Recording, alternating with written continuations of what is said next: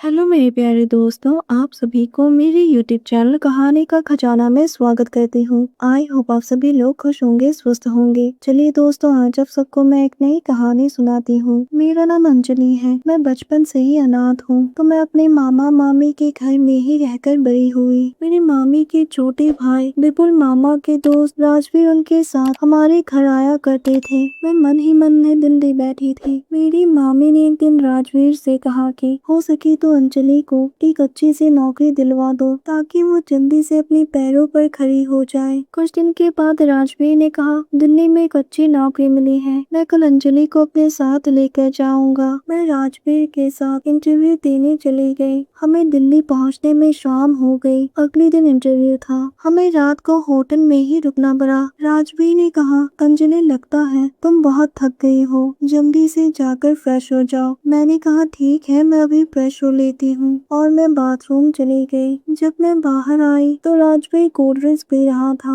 उनकी आंखें तो बस मुझे ही देख रही थी। होठों पर एक अजीब सी मुस्कान थी। उन्होंने मुझे कोल्ड ड्रिंक्स ऑफर किया। मैंने कहा हाँ, मुझे भी बहुत प्यास लगी है। हम दोनों बैठकर कोल्ड ड्रिंक्स पीने लगे। बाद में मुझे एक अजीब सी नशा होने लगी। पूरे बदन में एक अलग ही गर्माहट फैल गई। राजवीर ने मुझे पकड़कर बिस्तर पर लिटा दिया और मेरे बालों पर अपना हाथ घुमाने लगा। फिर धीरे से उन्होंने मेरे गाल पर हाथ फेरा और अचानक से मेरे होठों को चूम लिया। उनके होठ मेरी गर्दनों पर घूम रहे थे। मैंने कहा राजवीर, आप ये क्या कर रहे हैं? उसने कहा कुछ भी तो नहीं अंजलि, आजकल ये सब चलता ही है। मैंने कहा मुझे ये सब बिल्कुल भी अच्छा नहीं लगता है। उसने कहा मुझे तुम्हारी बातों से कोई फर्क नहीं पड़ता है, और वो मेरी शर्ट के बटन को खोलने लगा। मैंने काफी कोशिश की, पर मैं उसे रोक नहीं पा रही थी। दोस्तों, चैनल पर पहली बार आए हैं तो इस वीडियो को लाइक शेयर और सब्सक्राइब करें, और एक प्यारा सा कमेंट जरूर कर दें। राजवीर ने कहा, तुम बहुत ही खूबसूरत हो, मैं तुम्हारे साथ आगे बढ़ना चाहता हूँ। इतना कहते ही उसने अपनी हथेलियाँ मेरी नरम धड़कनों पर रख दिया। उनकी उंगलियां इधर उधर घूम रही थी। फिर उन्होंने मेरे सिर को आजाद कर दिया। मेरी धड़कनें उनके सामने थी। वो पागलों की तरह मुझे चूमने लगा।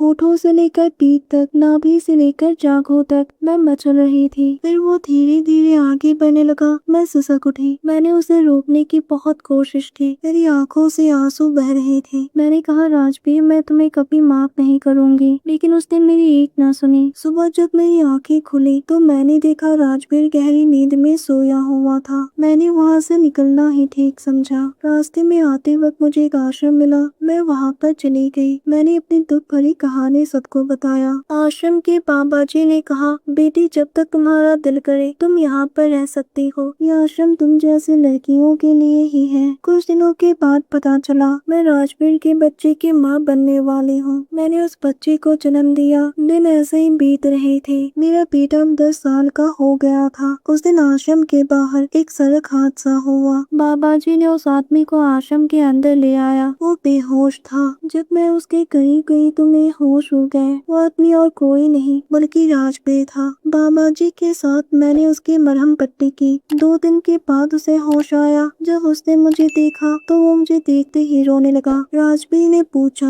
अंजलि, तुम कहाँ चली गई थी? मैंने तुम्हें कहाँ कहाँ नहीं ढूंढा। तुम अभी मेरे साथ घर वापस चलो। मैंने कहा क्यों? लगता है आपकी हवस अब तक पूरी नहीं हुई है। आपने तो मुझे कहीं का नहीं छोड़ा। अंजलि, मुझे माफ कर दो। उस दिन मैं अपने कामों में नहीं था। मुझे अपनी गलती का पछतावा है। उसी वक्त मेरा बेटा दौड़ता हुआ मेरे पास आया। राजवीर उसे देखते ही समझ गया कि वो उसी का बेटा है। उसने मेरी ओर देखते हुए पूछा, अंजलि, क्या ये हमारा बेटा है? मैंने कोई जवाब नहीं दिया। बाबा जी ने हमारी सारी बातें सुन ली। बाबा जी ने कहा, अगर तुम अंजलि को यहाँ से लेकर जाना चाहती हो तो तुम्हें उससे शादी करनी पड़ेगी। राजवीर मान गया, लेकिन मैंने इनकार कर दिया। बाबा जी के बहुत समझाने के बाद मैंने हाँ कह दिया, और राजवीर के साथ आश्रम में ही मेरी शादी हो गई। राजवीर मुझे अपने घर ले आया। उसने कहा, अंजलि, तुम्हारे जाने के बाद एहसास हुआ कि मैं तुमसे कितना प्यार करता हूँ। आज तुम मेरी पत्नी हो, लेकिन मैं तुम्हारे करीब तब तक नहीं आऊंगा जब तक तुम खुद अपना कदम आगे नहीं बढ़ाओगी। ये मेरा तुमसे वादा रहा। दोस्तों, आप सबने अपना कीमती समय निकाल कर इस वीडियो को सुना, इसके लिए आप सभी को धन्यवाद करती हूँ। धन्यवाद दोस्तों।